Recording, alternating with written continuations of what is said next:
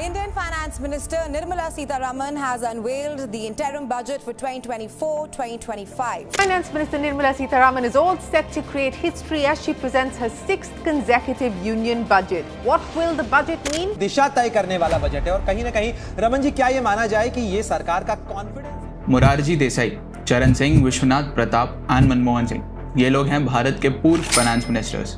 इन सभी में भारत ने सबसे ज्यादा जीडीपी ग्रोथ देखी जब मनमोहन सिंह हमारे फाइनेंस मिनिस्टर थे। I therefore propose to impose an export duty of 10% on exports of certain types of finished leather and on unpolished grain.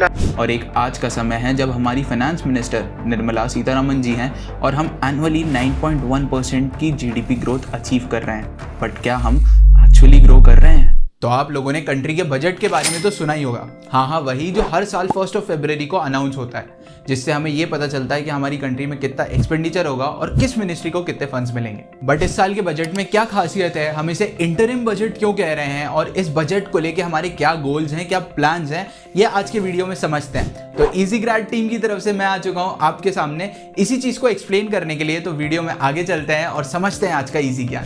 Interim budget ये एक बजटरी बिल होता है जो कि हर transition phase of a government में पेश किया जाता है ताकि जब तक इलेक्शन के रिजल्ट्स ना आ जाएं सारे के सारे फंड्स अवेलेबल हो to the ministries to ensure that they are working properly. जैसे ही रिजल्ट्स अनाउंस होते हैं and the new government takes over, तब एक फुल फ्लेज्ड नया बिल पास किया जाता है इन द पार्लियामेंट। तो इस बजट बिल के फायदे क्या है and how does it work? तो ये जो बजट बनाने का प्रोसेस है इसको 4 स्टेजेस में डिवाइड किया जाता है। सबसे पहला होता है estimates of expenditure and revenue. इसमें यार सबसे पहले ये देखा जाता है कि हमारे इस साल में कितने नॉन प्लान्ड और प्लान्ड एक्सपेंडिचर्स होने वाले हैं। इसके साथ साथ गवर्नमेंट ये भी देखती है कि उनके रेवेन्यू सोर्सेज क्या क्या हैं और कितनी एस्टिमेटेड रेवेन्यू इकट्ठा होगी।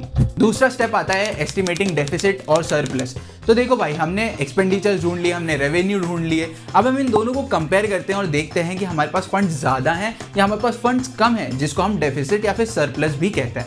तो तीसरा स्टेप आता है नैरोइंग डाउन डेफिसिट और सरप्लस। तो जब हम इतना सारा काम कर लेते हैं, सारा एक्सपेंडिचर और रेवेन्यू कंपेयर कर लेते हैं, तब हमें ये समझ में आ जाता है कि भाई गवर्नमेंट को कितना टैक्स रेट कम करना है या ज़्यादा करना है, या फिर अपने एक्सपेंडिचर जो कि प्लान्ड या नॉन प्लान्ड हो सकता है उनमें कैसे कैसे मॉडिफिकेशंस करने हैं। और अब आ जाते हैं हम अपने फाइनल स्टेप पे, दैट इज द बजट। इतना सारा काम करने के बाद आखिरी में the budgetary bill is sent to the parliament houses, that is the Lok Sabha and the Rajya Sabha on the 1 February at 11 AM, जहां पे हमारी फाइनेंस मिनिस्टर निर्मला सीतारमन जी इस बिल को पूरे के पूरे देश के सामने पेश करती हैं। तो चलो मैं बताता हूं कि इसमें हमारा कितना फायदा है। ये बिल्स प्रमोट करते हैं विकसित भारत बाय द ईयर 2047, जिसका मोटो है सबका विकास सबके साथ। और यही नहीं, ये बिल्स इंश्योर करते हैं कि हम अपने पर कैपिटा इनकम को कैसे रेज कर सकते हैं और आज तक ये काफी ज्यादा इफेक्टिव भी साबित हुए हैं। जैसे कि 2014-15 में हमारी जो पर कैपिटा इनकम थी वो आज के मुकाबले काफी कम थी और आज हम देखें तो ये ऑलमोस्ट डबल हो चुकी है ना? कितनी अमेजिंग बात। अब आगे चलते हैं और समझते हैं कुछ की हाइलाइट्स इस साल के बजट में से। Number 1, according to this year's budget UGC का एलोकेशन 61% कम कर दिया गया है। नंबर 2, गवर्नमेंट ने जो रूफटॉप सोलर पैनल्स में सब्सिडी थी उसको 40% से बढ़ाकर 60% कर दिया है। नंबर 3, इस साल गवर्नमेंट ने स्पोर्ट्स के लिए एलोकेशन काफी ज्यादा इंक्रीज कर दिया है।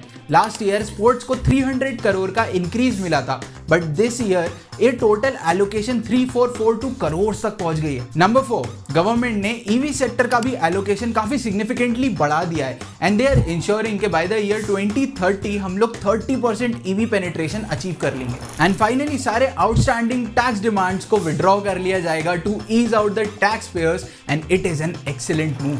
तो यही थी सारी बातें इस साल के इंटरिम बजट के बारे में। अगर आपने वीडियो पूरा देखा है तो इस चैनल को सब्सक्राइब करना मत भूलना। हमें इंस्टाग्राम पे भी फॉलो कर लो, हम वहाँ पे भी बढ़िया कंटेंट बनाते हैं। Until we meet again in a new video with a new topic, तब तक के लिए stay safe, keep learning and choose wisely.